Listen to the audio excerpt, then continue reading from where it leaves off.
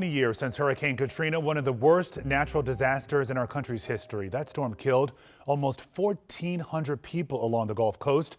Many of the survivors forced to evacuate came from New Orleans. Some of them relocated to our area, including Richmond Davis. And WUSA 9 first interviewed Davis and his children at a hotel in Sterling. And 20 years later, he is still in that community. He sits down with our Matthew Torres and reflects on the tragedy and his new life today. It's a lot of reading, man, I'm telling you.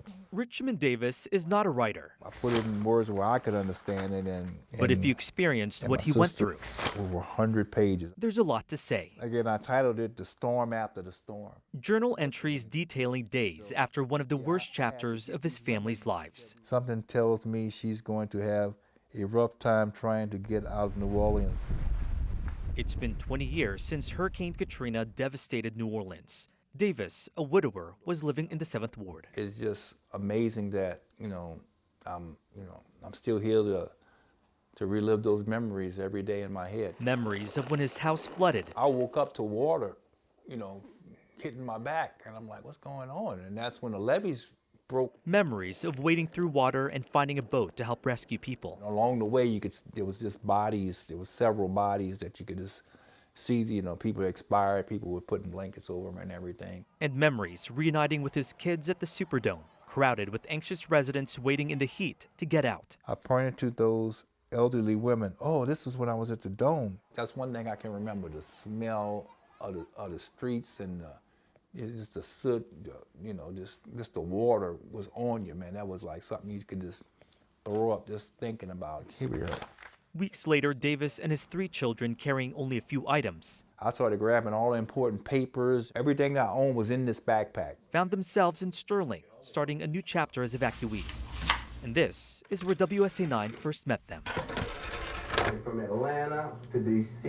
and from D.C. to here. The kids may be poor. How old were you back then? I was like 42. And so we did that for a couple of days. He eventually got out. Despite the tough start, the family planted new roots. Davis remarried. His kids are grown with their own careers, and Davis is now grandfather. My son, he's a bodybuilding champion in Vegas.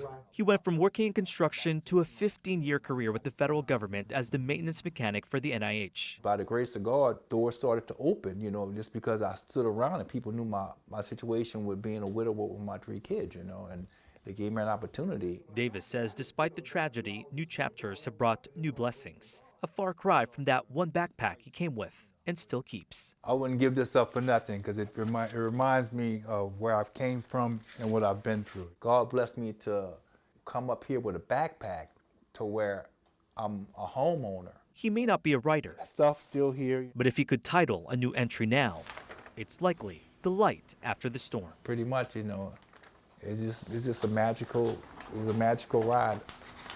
Matthew Torres, WUSA 9.